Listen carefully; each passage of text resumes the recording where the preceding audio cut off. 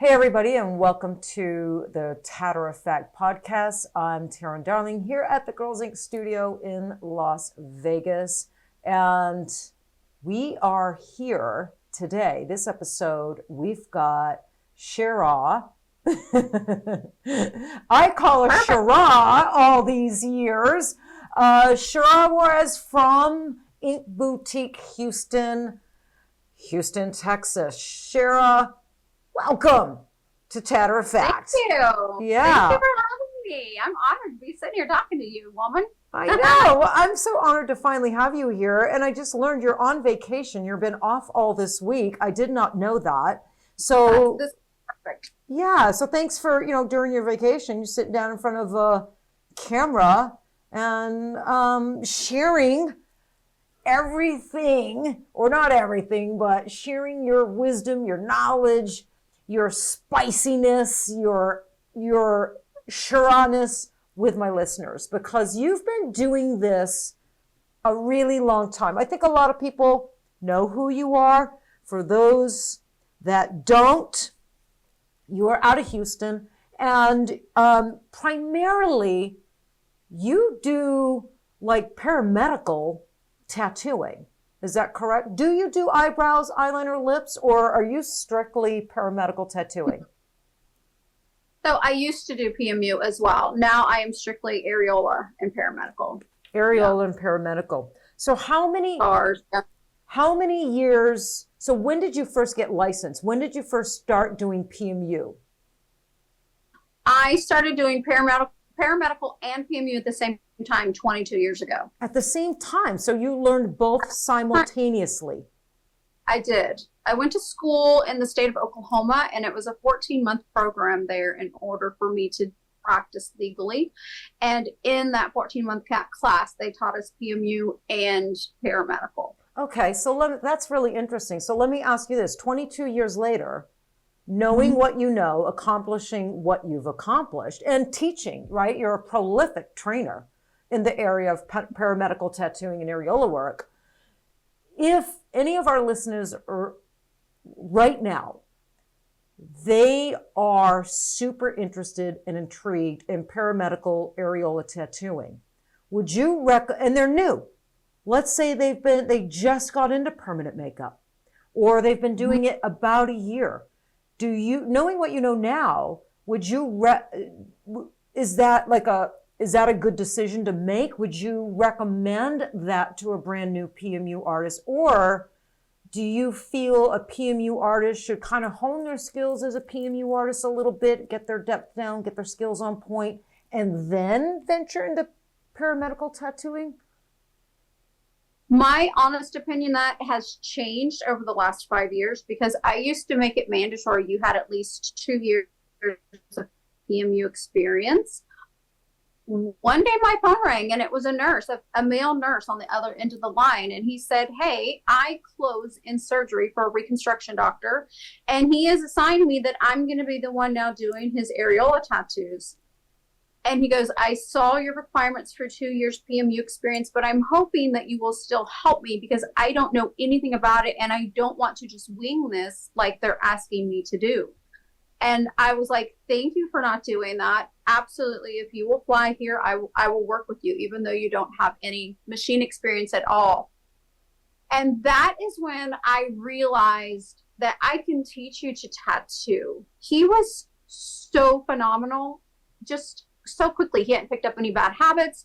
The depth is a little different between PMU and the paramedical world as well, especially with areolas. We're using different needle sizes. We're using inks instead of pigments. And so he came into it like a sponge, really open-minded. And it was beautiful to see him with the patients. I always kind of thought that patients might prefer a female artist as well. But he took to it. And so still to this day, I do allow newbies in this industry to come in and work with them. And they are doing beautiful, beautiful work. Doesn't mean that I don't enjoy working with those artists that have, a few years in. But I have found, no offense to you, Miss Teryn, but if I were to sit down with someone who had been in the industry for 15 or 20 years, including myself, we're kind of set in our own ways, you Yeah. know, like it's like I know how to cook this recipe and I really don't want to learn a new way to cook it, you know? And so I like working with newbies a I lot. gotcha. That's awesome. Yeah. Well, don't you find like every 5 years or so, our opinions do kind of change? Do you know what we thought and our philosophies and maybe how we did things 5 years ago? They're different than how we think and how we do things today. But I think that's normal. That's progression, right? That's evolving. Yeah. So how so that's so that I was going to ask you how you got into paramedical tattooing, but you just happened to stumble. Did you know you were going to learn PMU and paramedical? Did you choose that, or did you go in thinking you were going to learn just permanent makeup, and then the trainer just kind of threw this paramedical thing at you? Yeah. So I knew going into it that I was going to learn everything just because that's what the state required. I honestly thought in the beginning, my bread and butter and my interest was going to be the eyebrows and the eyeliner and making women feel beautiful, being able to set my own hours as a mom. And, that those were the things that attracted me to it. The paramedical snuck up and surprised me. So, yeah. So that's interesting. So how many years along in your career were you when you realized you prefer paramedical and areola tattooing over PMU? And was it this thing that just hit you out of the blue, or was it this slow progression? Did you happen to be better at paramedical than PMU? Like what was it, Sherah, that I was horrible at areolas. No lie. When I first did them, I was trained how to safely execute a tattoo for an areola or a breast cancer survivor, but the realism was not there 22 years ago. I mean, it was very, very lacking. And so I would say after I did 5 to 10 patients on their areolas, and I got that nervousness out of the way of, I'm working on her breast. There's an implant there. I don't want to hurt her. I don't know how these colors are going to heal. Once I got over some of those insecurities that I had, I knew within the first 6 months of being in this world and had dreamed and prayed and hoped that my business would become more of these breast cancer survivors, just from the filter that they see life through. It's totally different than those of us like myself. I wanted my eyeliner done. And so when I feel like the women we work with that are coming in this to feel more beautiful and better about themselves and to save time in the mornings, these women and survivors that are needing the scar camouflage and the areola tattoos, like it's just phenomenal the way they see life. And I feel like if anyone was entitled to be angry and a bitch or whatever, excuse my French, it's them. Like they have gone through so much. Their breasts have attacked them. Like they've been threatened. They're just everything about them has been, the integrity has been compromised. Like, am I still going to be a mom? Am I going to have a breast? Am I not? Am I going to live? Am I not? There's so many tough subjects that go on behind the scene. Yeah. How to have sex again after losing your breast. How do I tell my children mommy has cancer? So there's just so many things that they go through. And to see them on the tail end of that journey, so strong and so sweet, and just, they truly are warriors. There's a reason why they have been called a warrior. They are warriors, and I feel honored to be in their presence. They make me hopefully be a better person. Yeah, well, they do, right? I've been tattooing areolas for almost my entire career, and I don't talk about it that much. It's not a procedure that I market. It's not a procedure that I ever trained. I get asked a lot. Every now and then I'll post a little areola. I'm private about it, and I don't know why. Kat asked me recently, why am I so private about my areola work? And why don't I train it? And I'm like, I never really, it's not a selfish thing, Sherah, but my time with my warriors, I call them warriors too, is I don't want to share that space. I can't describe it really. And it doesn't come from a place of being selfish. It's just a really sacred space with me and my patient, my client. And I've never felt I wanted to train it. And I've never felt I really wanted to market it, or I don't know. I like marketing my eyeliners and the fun stuff. And that I just hold kind of close to my chest. And I just do the work. I do a lot of the pro bono stuff and whatnot. So I know exactly what you mean. I'm not sure if there's been a client where I mean, both of us haven't cried, or at least big alligator tears running down your cheek, right? Because it's really emotional. I was supposed to, I did her areolas about 6 years ago. She was diagnosed stage 4 and she survived. And about 6 years ago, her doctor released her for us to do her areolas. She had the full, double mastectomy, and we did the 3D areolas. And we were due to freshen them up a little bit Tuesday. But she called me, and the doctor detected a little thing.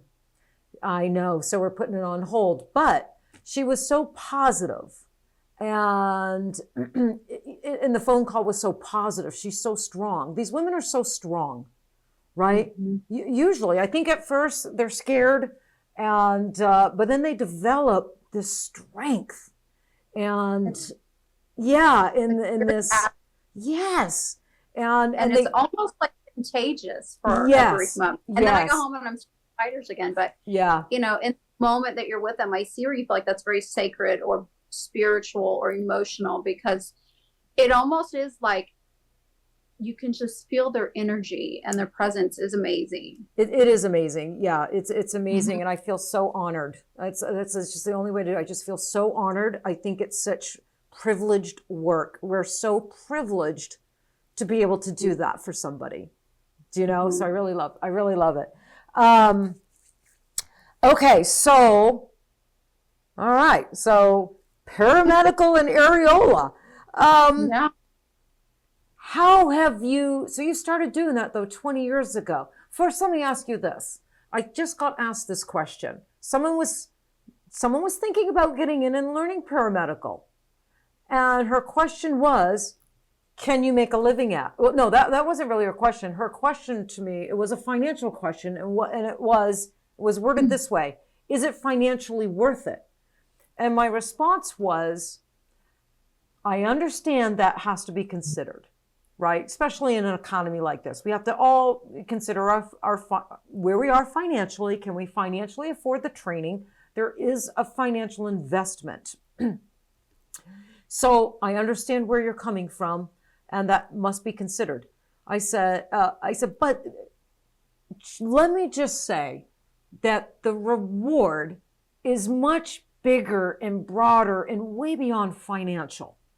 So if you can financially afford, if right now your financial situation is where you can go afford training, and if you don't make a lot of money at it because you're making money at PMU, then go do it. But if your life depends on, and your burnout for sure, right? Like if you have, I call them those golden handcuffs. Like we get in there and we get busy at PMU and we're making all that money, and all of a sudden we're like, you know what? It's a lot of work doing 5 procedures a day. Like that is stressful. You wake up, and so I know for myself included, these patients really prolonged the longevity of my PMU career. Mm-hmm. Because just adding, one in a day, or initially it was adding 1 in a month. And I was like, oh my gosh, that was so nice. And then, 2 a month, and then 3 a month. But I feel like even if you don't want to specialize and make your sole focus on paramedical, it will extend your burnout with PMU. Right. But you can. I have a very unique business plan where you can absolutely make a living doing areolas and not feel like that was something I should have donated and I just took money from that sweet lady. Insurance covers this, so there's no reason for us to be donating these for free. If someone doesn't have insurance, or maybe they have a really high deductible, that is when I would donate it for free. But, you know, these insurance companies are either going to pay the doctor, or now even us as artists, they'll pay us to do them. So it's no longer something we have to donate, or it's just a feel-good service. We can make a living doing them. Right. You know, and I was going to ask you that question, because I've seen some posts pop up over the years. There are some people out there in the industry that will make you feel guilty for accepting any money, tattooing areolas. And I never really understood that. I'm somebody that I will do pro bono work, right? I think every woman deserves to have that done, but I also feel I should be able to earn a living tattooing areolas if the woman can afford it, if her insurance pays for it. And then, then you donate, some services throughout the year to women who don't have insurance, who cannot afford it, right? If you so want to. You don't even have to do that if you don't want to. I don't think that makes you a bad person. But I would get a little upset when there were people out there really kind of hammering down that you should not accept any money for the areola work. And I'm like, well, the doctor's taking, thousands and thousands. They get paid a pretty penny, for doing the work. That's just not a realistic. It's not a hobby. It's a service. A profession. And, if you're only doing 1 or 2 a year, absolutely, I get them being angry that you're taking money for that, because that is your feel-good service. That is to give back. That is your civil duty, your service, or whatever they see that as. But when you get to the point, like my company, we're doing 5 to 13 areolas every day, 5 days a week. Wow. You have to be compensated for that. That is a business. It's not a hobby, And so I do feel like the women who are like, okay, I'm making really good money on PMU, I'm going to donate 1 or 2 services a month for breast cancer survivors. I think that's phenomenal. But at the end of the day, that person that feels that way, I love their heart behind that. But if their business became to where they could sustain the mass numbers of women who have breast cancer and need these tattoos done and done well, it is impossible. They would have to quit PMU and work for free, which means you're losing money because you paid your gas, your tolls, your supplies, your daycare. So it means you're really paying for them to have them. And so at some point in time, you just have to realize, like, when is it going to become a profession? When is this going to become your specialty?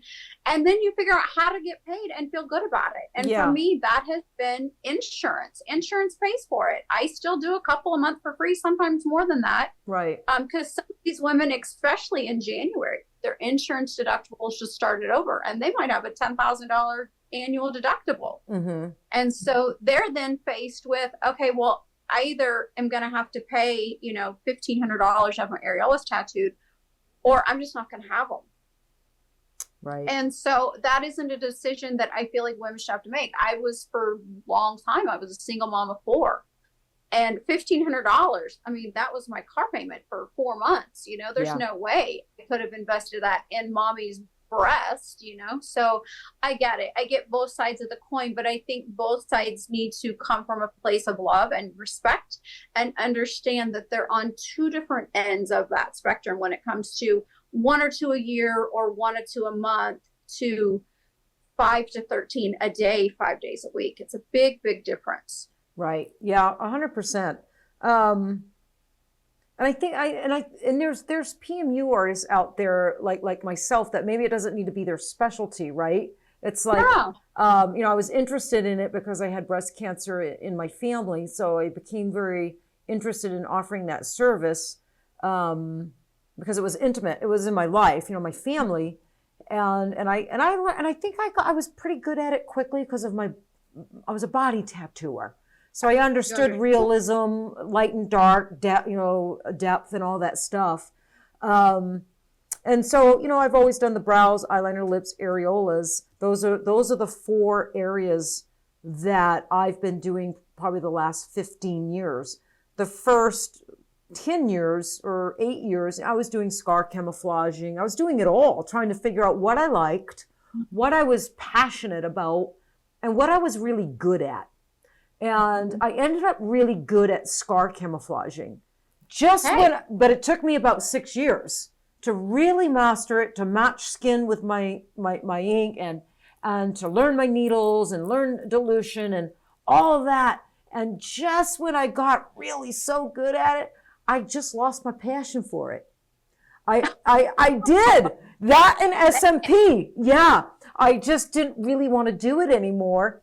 And that happens, right? That happens to artists, with the PMU, it happens. But it's good to, kind of get your feet wet and try these things. But the areolas, those remain to this day. I'm very passionate about those. I enjoy doing that work. So let me ask you this.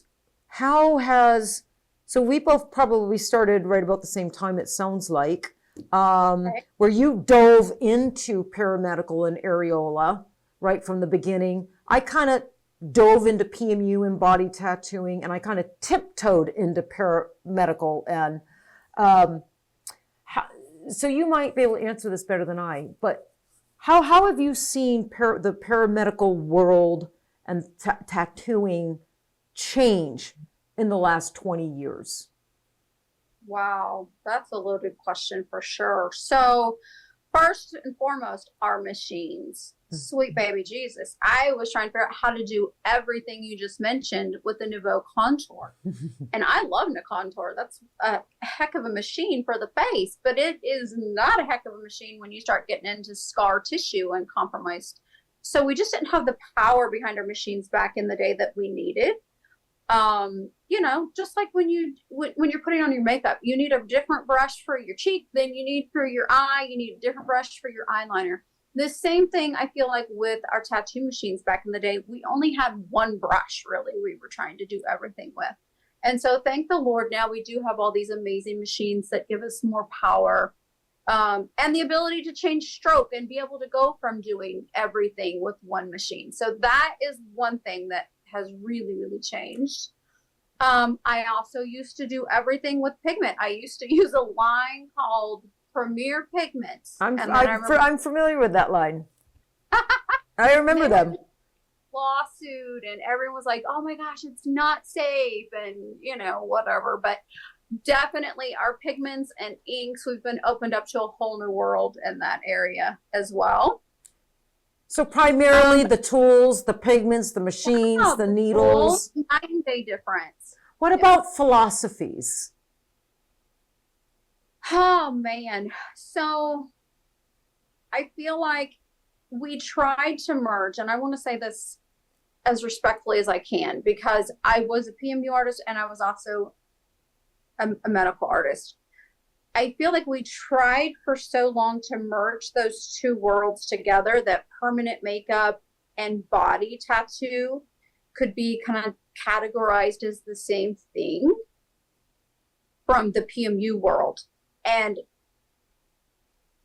once I actually got into actually tattooing and understanding the depth that I needed to be in for a scar, or the depth I needed to be in for a breast cancer survivor, was a little bit different than the PMU, it became, the philosophy behind it became, we were much more open-minded to like, hey, maybe they were onto something with their body art. Hey, maybe they were onto something with their whip shading for this makeup or whatever it is they're doing. And I feel like it's been really nice to watch the PMU and the tattoo world start to come together and play nicely together and respect each other and share. And I feel like that has helped make this industry so much stronger as well. I know, gosh, I learned so much. I just thought every year I'm going to take 1 or 2 trainings. I've got to keep learning, and that is vital. But I learned so much by setting my PMU trainings down and aside, and I trained with a body artist for 1 day. Mm-hmm. Yeah. And that changed my whole philosophy. Right. Totally. It opened a whole new world. So I just love seeing that we're all open to sharing and helping each other nowadays for the most part. That's been really nice to watch. Yeah, for me too, for me too. And it was something that I really dreamed of and I wanted so badly, I mean, 20 years ago, I had one foot in body tattooing and one foot in PMU. And there were times where I felt I didn't belong in either, right? Because in body tattooing, they would make fun of me because I was doing permanent makeup and the way permanent makeup was applied with, limited needles and the pen machines and maybe the skill wasn't where it is today.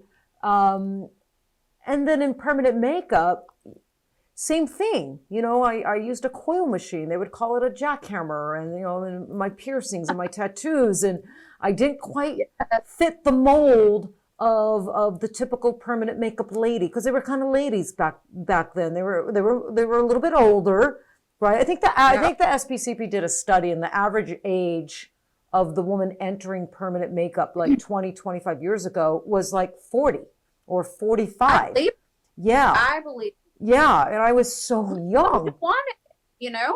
Yes. And so there was that big, huge age gap. I came into the PMU industry young and with the body tattoo background. And so, I saw where the PMU industry could learn and benefit from some things in body tattooing. And I also saw where body tattooing could learn and benefit from some things we did better in PMU. And I feel PMU, like our roots are body tattooing. But early on, the women who started permanent makeup, right? Because the permanent makeup industry was built on the backs of women, in the 70s. And it was from body tattooing, that's our roots. But they made it very separate. They made it very distinguishably separate. And the two worlds didn't play nicely together back then, I have to say. They did not. You're correct about that. They did not. And so it's been very, really nice to finally see the two industries, woven in and out and overlapping each other. We're the same, but we're different. We're all tattooing skin. Just we're on different parts of the body, but we're all on skin. Depth is depth. Depth varies depending on where you are in the skin, what you're trying to accomplish. But we're all using machines and needles, different ones, depending. But yeah, so I think it's beautiful too. I'm with you. I think it's better for both industries and the future of both industries that we're learning from each other, and we're kind of parallel and overlapping now. Let me ask you this. One thing we hear a lot. A lot of people are negative Nancy's, right? They're just Debbie Downers, negative Nancy's. And you see it a lot with scar camouflaging. It must really bother you. It must just piss you off because a lot of it's probably not true. But some of it's probably true due to no skill, right? They're uneducated, no skill, using the wrong stuff. But one of the things you see that I would like you to address for our listeners, because I'm sure there's a lot of people listening to this episode that are very, very interested in paramedical and areola tattooing. And maybe one thing that scares them is that camouflaged pigments or, camouflaging, the pigment ends up looking like shit in a pardon my French. It ends up looking like crap in a couple of years, right? So it ends up needing to be removed. It ages terrible and it doesn't look good. So I want you to speak on that from your years of experience. And is that true? Is there some truth to it? Absolutely. So when I am teaching scar camouflage, the first words out of my mouth are that scar camouflage can be an amazing tool to add to your tool bag, or it can be a train wreck waiting to happen, and you have to be a rule follower. I have to be a rule follower. That's one of love boobies is we can be messy and whatever, and that realism looks even better. With paramedical scar camouflage, you have to be a rule follower and you have to continue your education. I was trained to do scar camouflage 22 years ago, jumped into it, thought I was a god at it, loved it. And then about 3 years went down the road and I started noticing those patients come back in and they had a little bit of an orangey weird tone to it. And I was like, oh dear God, please let me find their chart and please let me have taken good notes so I can remix their color. So sure enough, thankfully, I'm a decent note taker. I would go in, I would mix their color up again, and I went in, implanted more over it, and it looked great again, sent them on their way. I was like, whew, okay, I still love me some scar camouflage. About another 2 or 3 years went by. Those same people came back in, and guess what? I had just implanted more of the problem. So that faint orangey weird hue was now very intense and vibrant, and I became that negative Nancy troll. I called myself a troll on social media. That was like, yeah, I want to see that in 5 or 6 years because that looks great today, but fast forward. And it wasn't until one of the girls, I obviously wasn't a very good student because one of the girls who I became friends with, I trained with for 22 years, she was still doing them. And we were hanging out, having some wine one night. And maybe I spoke a little too liberally. I don't know, but I'm so thankful for it at this point in time. Because I was like, woman, why in the world are you still offering scar camouflage? Like, that is so unethical. And she looked at me like I had lost my mind. She was like, I absolutely love it. I do a lot of it. Like, why do you think it's unethical? I'm like, you've been around long enough to know why it's unethical. Like, those pictures, when they come back in 5 years, it's a hot mess. And she started busting out showing me pictures. And I just realized, like, oh my gosh, I suck at this so bad. Like, what am I doing wrong? And she was like, well, what are you doing? And so I broke down what I was doing. I was not diluting my inks. I didn't know how to dilute. So I don't know if I was absent in class that day, or maybe I was daydreaming of a boy, or I don't know, but I missed that part in my education. Or maybe she got that in some continued education that I did not. And so I went back to tiptoeing back into the scar world because I had such a bad taste of it in my mouth. And that is when I was like, oh my gosh. I actually started on my own body just to make sure if I was going to mess someone up, it was going to be me. And so now for about the last 8 to 10 years, I love it. It just knowing how to do it, how to follow the rules, how to dilute those titanium dioxides down to where you're not creating a hot mess down the road. So long story to your answer, Teryn. Yes, it can be a train wreck, and yes, it can be beautiful. This is not something you go YouTube, though. No, 100%. It's a disciplined art, right? It's a very you got to be very disciplined about it. And I would say my first work too was coming back with those orangey things until I started diluting and learning undertones and stuff like that. Yeah, which is really, really super, super important. So I think that's like with anything, right? Sherah, it's like, I mean, you got to learn eyebrows. You got to learn eyeliner. You got to learn lips. You can get really bad results. Look at how many eyebrows are ending up gray or red or purple or blue. So it's not, so when they pick on or like jump on a particular procedure for not aging well, and they make it like this just blanket assumption, you know, I just encourage people to step back and take a broader look. Look, that can happen with eyebrows. That can happen with eyeliner. It can happen with lips. It can happen with anything that we tattoo if it's not being tattooed with absolute skill, discipline, knowledge and logic behind it, the right pigments, right colors being chosen. So it can happen with every single procedure. Not just camouflage. I like to compare it to the Higher Fitzpatrick lips. Like when I was being taught, we did not touch any hyperpigmentation on a lip. Like that was a no-go. You did not do that.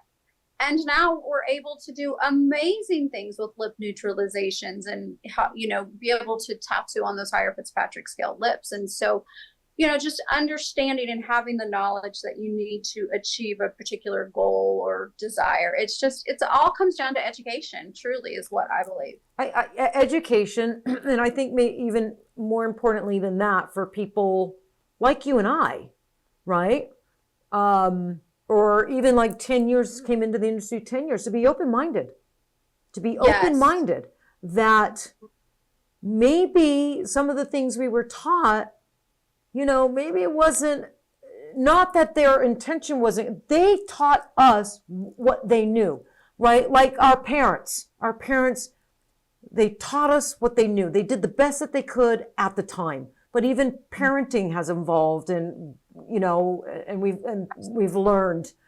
So same thing with tattooing. I think they taught us the best that they could with the information and experience they had at the time. We ran with that, and it took a new generation of artists to go out there and explore, or maybe it was the internet connecting.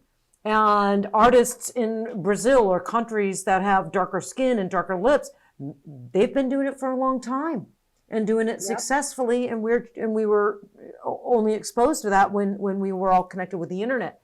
So I think a big part of it is education and being open-minded, not being so narrow-minded, right? Being open-minded that, maybe we didn't have it all right, and we're still, no matter how long you've been in this, you can always learn new things and you can be proven wrong. I think, yeah. But that's why you're still here after all these years. You're with my husband that I don't know it all. Come on, Teryn. Well, a lot of people that have been in it as long as you and I have, not a lot of people have this kind of career. And I'm not bragging. I don't want this to sound like it's coming from a place of gloating, but you've had a very long career. You have very successful, and you're very relevant today. And you attract the young artists and the young generation. You're doing collaborations and podcasts with them. And, Shay was just out there. She's part of the younger generation.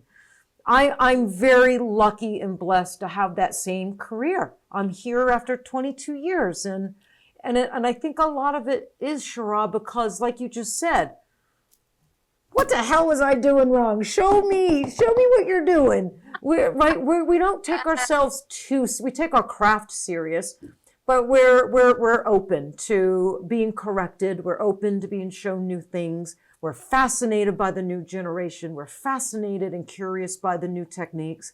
And I think that's important. I think that's important to having a long career, a long relevant career, if that's what you want for yourself. Not everybody wants that, and that's okay. But yeah. And I know you feel this too, because we've talked a little bit about it in the past, is just feeling the obligation to leave this industry better than when we found it for the next generation. I mean, if we don't share our knowledge and these new younger ones, but like Shay, she has an amazing insight on so many things that I was like, oh my gosh, like I feel like you're my mom instead of me being your mom. But we just have to leave this better than we found it. We have to. Yes. And Shay was just out there with you in your little pink Barbie house. And as I was talking with her on the phone, and she spoke very highly of you, and she spoke very highly of her training experience. You did a retreat, right?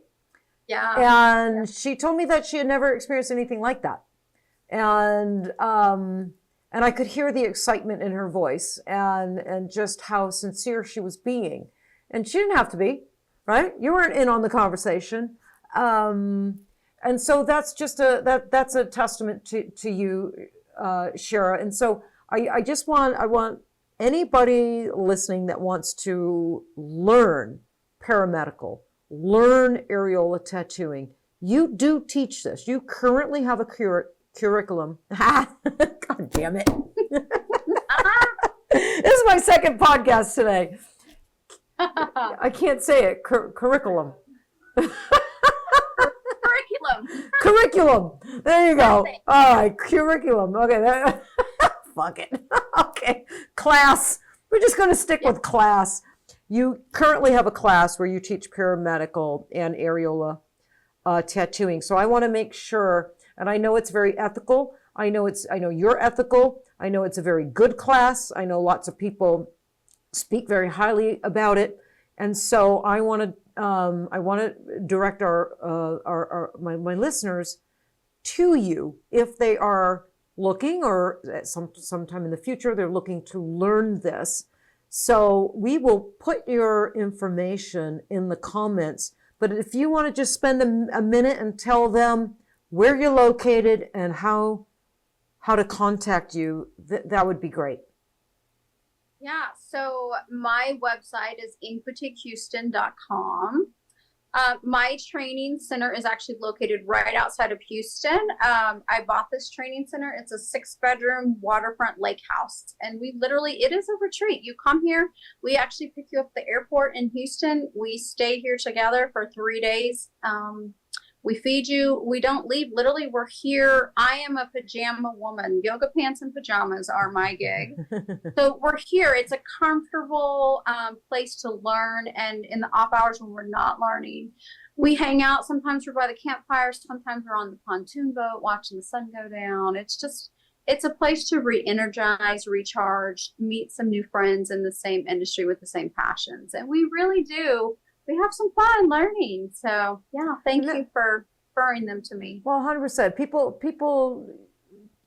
People need referrals. They need to know where to go and the right people to go to, right? And I've known you a long time, and you're a sweet soul. You're a good person. You've got a good demeanor, good disposition, and you're comfortable to be around, and you know your stuff. And I think it's important, if you're going to be a trainer, to have that kind of disposition, right? Gentle, patient, but probably strict, and you get it in disciplined as well. You got that nice combination of both. I want to ask you a couple of more questions. I got 2 more questions for you, and then we'll talk about your online course. Okay, so I want to know. I know what I know, and I think I know what you're going to say. But we're still seeing it being done in the industry today, Sherah. Do you know? So I think you know what's coming. So so give it to me about covering up bad work with flesh tone pigments or camouflage colors. For instance, someone has a botched eyeliner or a botched eyebrow, and an artist, instead of telling them to go to laser or doing saline removal, they take camouflage pigments and they try to tattoo over and cover it up. Okay, go. I'm going to say this as nicely as my brain is thinking of words right now, but when I was talking about train wrecks waiting to happen, that is a freaking train wreck waiting to happen. Mm-hmm. Please do not do that. You have to understand what you're doing when you're tattooing. You're not covering anything up. You're covering something up with a topical makeup. Like if you wanted to go in and use a skin color makeup and try to cover up a migrated eyeliner or a bad eyebrow, you would be much more successful. But anytime you're tattooing, you're mixing all that together. So you're just like making a mud puddle in there. You're not going to cover anything. And so patients need to do their due diligence in selecting an artist up front. So hopefully we can avoid those train wrecks from happening. But 2, we have so many lasers and saline removals and stuff like that. There's a proper way to handle those boo-boos. Scar camouflage is not it. No, 100%. I agree with you 100%. And it 100% puts the client with the bad eyeliner or bad eyebrow in a much worse position once someone has tried to camouflage over. It never covers it up, and it never looks better. And as time goes on, it ends up looking worse and worse and worse and worse. And a lot of laser techs won't touch it because it's a lot of titanium, if not predominantly titanium dioxide, right? It can go gray or black. So we're doing a lot of that removal. We're seeing a lot of cases like that. And lift, saline removal, is effective, but it's And it's gentle. Yeah, there's no acids, no chemicals, no nothing in left. It's very gentle, and it is effective. But sometimes it can take. I always feel we could have gotten the bad eyebrow lightened and pulled out of the skin a lot quicker if they had not covered it up with all that flesh tone pigment. So now it can be double the sessions, because now we have to remove the flesh tone camouflage pigments, and the bad pigment that's sitting under it. And what's really interesting, Sherah, is sometimes in these removals, or I've been doing removals for 20 years, sometimes in these cases, if the flesh tone camouflage pigments were used to cover up like black carbon, sometimes you will see that black carbon remove up and through the camouflage pigment first. Somehow, yeah, it's crazy. If left it alone, it would have been a much easier solution. Yeah, it would have been a much easier solution. Yeah. Had they just removed the black carbon, it would have been much easier to fix. Yes, yeah. Rather than trying to cover it with flesh tone. Yeah. So everybody, spread the word. Do not cover bad work with flesh tone pigments, camouflage pigments. Set them to laser removal, saline removal. Sometimes we can just shift color if it's low enough in saturation, but never try to cover it up with flesh tone pigment. It's not good. Okay, my last question for you. I think this might be kind of fun. So I got two. I had actually three. Okay, because I'm really interested in hearing this. Okay, areolas. When we first started doing areolas 20 years ago, okay, they were kind of like they were a little flat, right? We made the areola look 3D, right? We did. We did that. But they were a little flat otherwise. And then we started adding some mammary glands and adding some texture. I remember one time in body tattoo, and I had to tattoo a lobster and make it look like it had water drops on it. And I took that technique to my areolas. And that's how I started creating mammary glands, because there was no one teaching how to tattoo areolas. So I kind of learned how to add texture and mammary glands from, like tattooing that lobster and making it look like there were water drops on the lobster. Isn't that so interesting? But anywho, so here we are all these years later, and now we're in this not just hyperrealism in some cases, but like hyper realism. Are you under the opinion, let me just see how you feel about this, that we can go a little too far with the hyperrealism in areolas? Is there a stopping point where we should stop there? But because you can take it too far. I mean, absolutely. And I'm glad you're addressing this, because women want it to look real. They want it to look three-dimensional. Maybe they don't want to look like they breastfed 6 children. Maybe they don't want it to look like they're 75.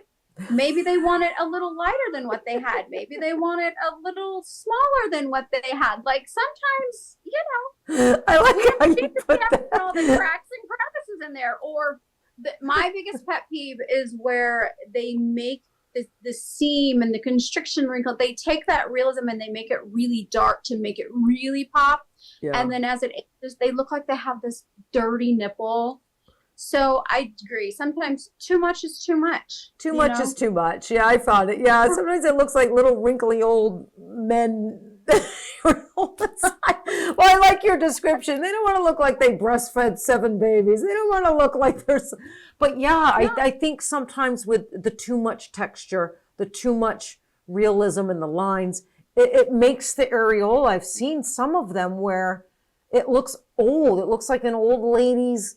Or an older, there's nothing wrong with that if it's organic and natural, but to tattoo that look on a younger person, or I don't know. I've seen it get overboard and not look well. So it's like if someone were to paint my picture, I pray that they don't paint all my wrinkles in my eyes and my jowls. And I was like, you know, I don't want you to make me look like I'm 25 again, but you know, maybe take 5 years off of me. Yeah, like airbrush a little. Yeah, get out that smoothing, you know, smooth it out a little bit. Yeah. And a useful areola. Yeah. Well, and I think first session, a little less is better. You can always add some texture and details at the follow-up if so needed, right? So I think keep it a little bit more simplistic. That's how I kind of go at it. You know, a little more simplistic, definitely 3D, a little more simplistic first session, let it heal. And I always tell them we can add more if needed and wanted at the follow-up. So I think that's a good way to address it. Okay, my last question. Okay, so paramedical, so not areola tattooing. We're not going to talk about paramedical stuff. I know that you do some fun stuff. You could do some fun, interesting cases. So let's hear just one or two of your most interesting, fun, because probably the more interesting they are, the funner they are, right? So absolutely. One or two of your most interesting and fun cases that maybe you don't get to do that often. Go. Okay, so on a serious note, one of my most favorite procedures was a mom had come to me, and when she had just given birth, it was 2 days after she'd had the baby. She stood up with the baby, she got dizzy and passed out, and her instinct was to protect that baby. And so when she fell, she caught herself on her kitchen counter and completely severed off her ear. Oh. And so one of my doctors reconstructed an ear. It was really it was beautifully done, don't get me wrong, but it still looked kind of knobby and pale. And so going in there and kind of contouring that ear and giving it some color back, I was terrified, but I was like in heaven in that moment. I was just like, what can we do here? You know, like that was fun. That's fantastic. And then on a fun note, I have done a phalloplasty. And this sweet guy, one of my students. Well, explain what that is. Some people might not know the technical term. Yeah, I did not. So we see lots of top surgeries being done, and this is actually a bottom surgery. So when they are going from either male to female, phalloplasty is where they're going from female to male. Right. And so they actually can take skin from their forearm, and they do amazing things with their female body parts and make them into male body parts. Like a penis. Yeah, a penis. Yeah. And it works. And it works. And so is that your doggy? So sorry. Someone just let my dogs out from upstairs. That's okay. I'm so sorry. So me being the little country girl, you can take the country out of the girl, or the girl out of the country can take the country out of the girl. I was so just intrigued by this young man. He came in, and I'm a mama 6. Anyone doesn't know that. Like, I'm a mama bear. And he'd come in, and he was devastated because his family abandoned him in the name of God. Come here, let me hold you. Please don't bark. Say hi. He was abandoned by his family, like in the name of God. And because of the transition. Yes, because it transitioned. And so I just instantly was like, I'm your mom. Like, you don't need your old mom. Like, I'm going to be your mom. Like, I just felt so emotionally drawn to him. I just wanted to scoop him up and hug him. And so as we began talking, I was like, hey, he knew before he came here, he flew in from Denver. This was my first. I had never done one before. I told him I've done quite a few realism tattoos, and I would love to do this, but being totally transparent, this is my first. I'm not going to charge you. If you want to fly out here, you get what you get and you don't throw a fit. Like, I'll tell you, like I tell my kids, you're going to get what you get and you don't throw a fit. And so he came out, and I was really curious, like, to make sure, like, I wanted to make sure he could keep it clean, because I didn't even know, do you urinate out of this? And that's something I kind of needed to know as an artist for his aftercare. Yeah. Well, so, that's a legit concern, and it's probably not going to get a lot of air. That's a legit concern, right? The healing process. I fly right back home. And I love taxiderms, but I recognized very quickly I'm not going to be able to wrap this up in a taxiderm and send this poor guy home. He's going to be ripping out every hair he has on his body and, you know, whatever. So that was such, I can't even explain that moment.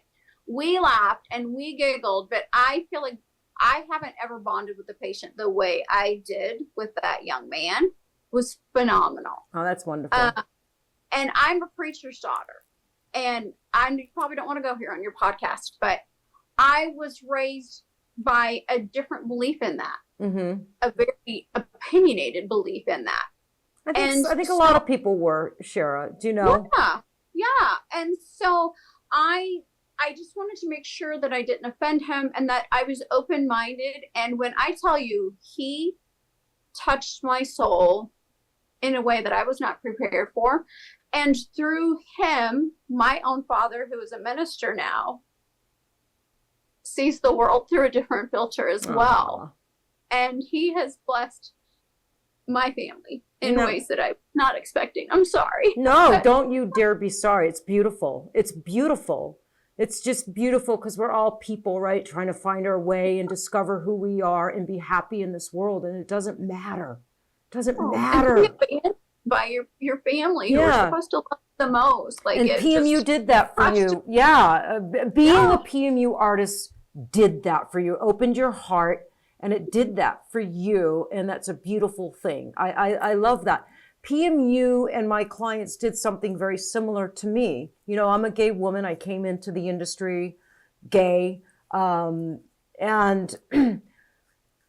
So when I first started tattooing areolas, I was scared to death someone was going to find out I was a lesbian and accuse me of something terrible. And that stayed a fear with me for years. And it used to break Kat's heart. It scared me so bad that I would tell them, I just want to let you know that I'm gay. You know, and they would look at me and they're like, okay. And I'm like, well, I'm going to be seeing your naked breasts. I'm going to be touching them. I'm going to be, you know, grabbing your nipple if there's one existing and doing this and the other. And I'm gay. And, you know, and this was years ago when it wasn't as accepted. And some people still are not accepting today in the world. But a few years of that, my clients taught me it doesn't matter. You don't need to lead with that. You don't need to tell me that. I chose you because you're a professional and you're good at what you do. And that doesn't matter. And so I stopped being so scared of it and afraid of it. Found power and strength in your voice and just comfort. And that's all we all want, is to be comfortable in our own skin. I have cellulite and I was just around Carla from Sculpt Studios in a swimsuit and I was like, this freaking sucks. But that's all we all want, is just to be comfortable in our own skin and to be loved. You know, that's all we 100%. Well, you are hysterical. I love you. I love you so much. All right. So look, Sherah, you're great. Listeners, anybody out there wanting to learn, you know, look, I mean, we just had a great hour talking about areolas, scar camouflaging, and all the unique creative things that you might get asked to tattoo when you are a paramedical artist. It's a fascinating field that really serves a lot of people. And you're one of the best out there. So we're going to do something fun. Your areola course is on Shay's Academy, and you have your own online academy? Okay, so there's that. So you can go to Sherah's online academy. Well, on my academy, I have your scar camouflage course, and you do a 3D belly button on there. Yeah, you have a few procedures on there that are fun, and you do some scar camouflaging. So that's on my course. And of course, all your courses are on your academy. So so all that's available. And we're going to do something for our listeners. You said it was okay. So we're going to give everybody a 25% discount on the Girlz Ink Academy. Perfect. Love it. Yeah. The code is, so if you're listening, write this down, Texas 25. Sherah is a Texas girl. So Texas. And I'm 25. It makes perfect sense. And you're 25. Yes. 25 times 2. Yes. So Texas 25, girlzinktraining.com, Sherah's course, Paramedical 3D, belly button course, scar camouflage course. Use that code, get 25% off. We'll also put that code in the comments when this airs. So, yay. I'm super stoked. What a great conversation. Thank you for all of your knowledge and wisdom that you, from day one, have always been willing to share with everyone. You truly have changed this industry for the better, and I'm so thankful for you. Oh, that means a lot. I appreciate that. And I'm thankful for you. Back at you. All right, don't go anywhere. I'm going to say goodbye. Don't go anywhere. Okay. All right, you guys, that was Sherah Juarez from Houston. Ink Boutique. Wait, let me get your name right. Ink Boutique Houston. There we go. If you're still here listening, then you hung out the whole episode, and we appreciate that. You being here with me means a lot. This podcast would not happen without you. So remember, stay in the pursuit of happiness, and we will see you next time on A Tatter-a-fact.